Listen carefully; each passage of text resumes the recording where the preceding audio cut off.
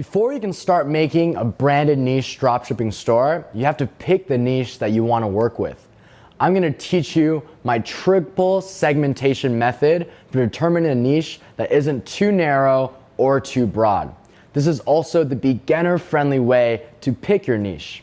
As you get more experience, you can move out of the system and start developing your own approach. And now it's really important that our niche isn't too narrow, because then the market is too shallow for you to scale, and it's important it's not too broad or it's gonna start looking like a general store. So this is a framework that's gonna help you out. When you start off with branded niche dropshipping, it's important to make sure that your niche isn't too broad like a general store where you're just selling a lot of random items. For example, if I decided to sell clothing in general, the opportunities are endless, right? Your catalog is gonna be way too expansive for someone to find what they're looking for and to really zero in on your target audience. Furthermore, it can't be so narrow that the breadth of people that are interested in your products is gonna be very, very small, right? And this framework essentially helps you find the right size niche based on triple segmentation, meaning you're taking a niche idea at the highest level and you're going to be segmenting it twice until you get to the right answer. And I'm going to walk through this exercise multiple times and follow along with your notebook so you know how to pick a niche that is the right size.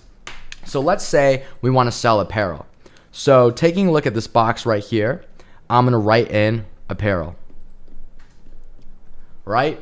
That is the highest level. This just means clothing. Now we want to segment it another time in the red box. So I'm going to put in men.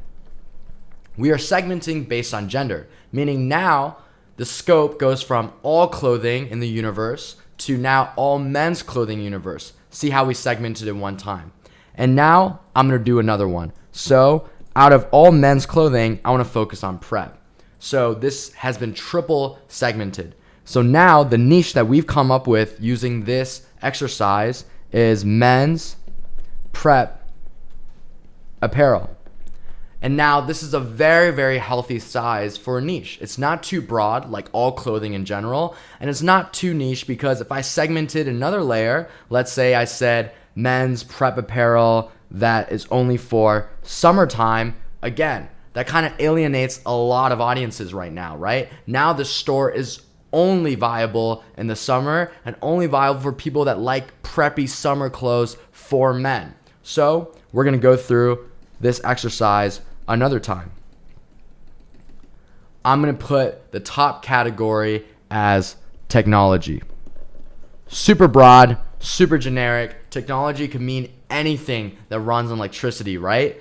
Now, under technology, I'm gonna focus on visual technology, right? So visual technology, this kind of includes anything that you are going to watch with your eyes, right? But there's still a little too broad. Are we talking about televisions? Are we talking about VR? Under visual technology, let's go another segment deeper. So let's just say it's going to be VR, right? So now we went from technology to visual technology to VR. So now our niche is going to be VR devices, right? Again, not too broad like all of technology, and it's not too narrow. If I took VR devices even narrower, let's just say as a crazy example, VR devices that also have crazy sounds, right? Again, now your product line is way too narrow and you're not gonna be able to capture a sizable audience. So I'm gonna do this exercise one more time so you know exactly how to apply it, and we're gonna go back to apparel, right? So I'm starting at apparel. And this time, let's segment by gender again. And we're gonna go with women, right? So now it's a universe of female apparel, and one more level of segmentation as a part of this triple segmentation approach. We're gonna do casual. So now it's gonna be casual female apparel. We're not gonna have any suits. We're not gonna have any gowns. This is gonna be casual clothes that women can wear day to day. Again, not too broad and not too narrow. So now I want you to take this framework and play with it and try to discover some niches that you would be interested in. Now that you can use the triple segmentation method to generate some ideas for niches, I'm going to share with you the metrics that determine a good niche. I'm going to say right now, that choosing a niche is something that people spend way too much time thinking about. And I don't blame them, because general stores and single product stores are all about finding a viral product and less about execution. It's kind of trying a lot of things and winning the lottery. It's the exact opposite with branded niche dropshipping, because there's a lot more moving variables that you can differentiate on. I'll give you an example. Just because you choose to sell sneakers and I also choose to sell sneakers doesn't mean that we'll get anywhere close to the same results, because there's a lot of differentiating variables. We're gonna have different websites, create a different branded feel, create different advertisements, and adopt different targeting strategies based on all of the above. With the sneaker store example, you could decide to make a sneaker store that's very streetwear and urban themed. Or you can make a sneaker store that's more like an artisan, artsy store with crazy designs. Or maybe a Payless shoe store that's heavy discounts and kind of an Emporium, Costco of all shoe stores. The options are endless. All of these different approaches will also result in different advertisements, different targeting, different messaging, and different website designs. In this way, branded niche dropshipping is less about finding a viral niche or a set of viral products. It's more about creating a viral brand out of a niche that you choose and figuring out the right way to execute that niche. With that said, here are some metrics that you should rely on as you decide which niche to choose from. Number one, this is by far the most important one. You need to have an interest in your niche. And I can't emphasize how important this is, because this may sound silly, but I'm actually really serious.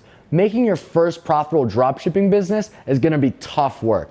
It took me around 100 hours to make my first profitable branded niche dropshipping website. Now, I didn't have access to an awesome comprehensive course like this one, but you get the point. In order to give 100% and to be engaged and be willing to work those long hours on something, you actually have to have an interest in it.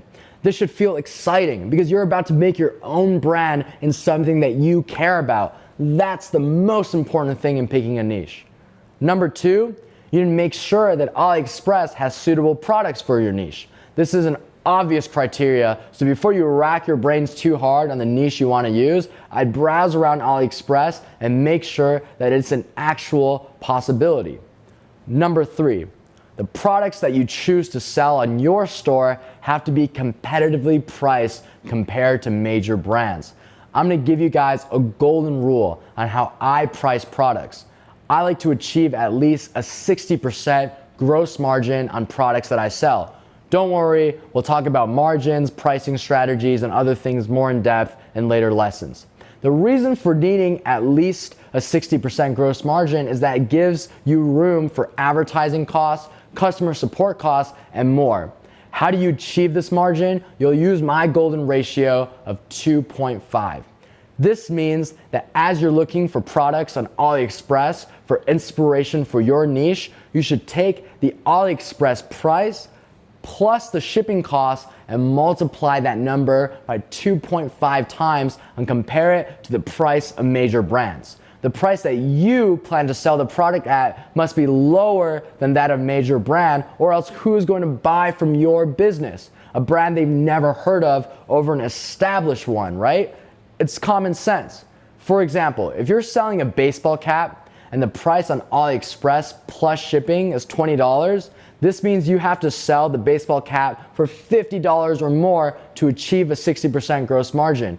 No one is buying a baseball cap from a brand they haven't heard of for $50.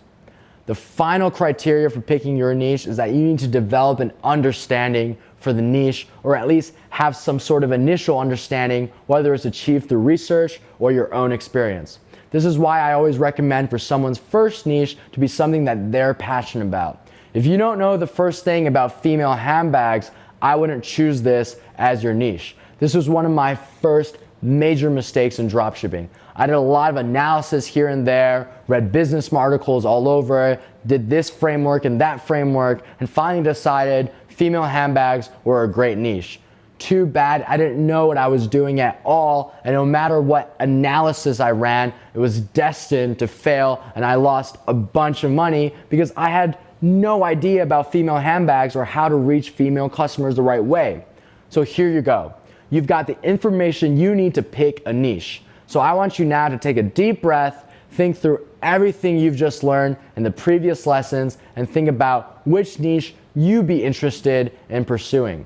Just to give you guys some more assistance, I've attached a viral product and supplier report. It's a comprehensive list of all the categories available on AliExpress and the most popular products within those categories based on factory order volume and how many times these products appear on Facebook ads, especially engaging Facebook ads.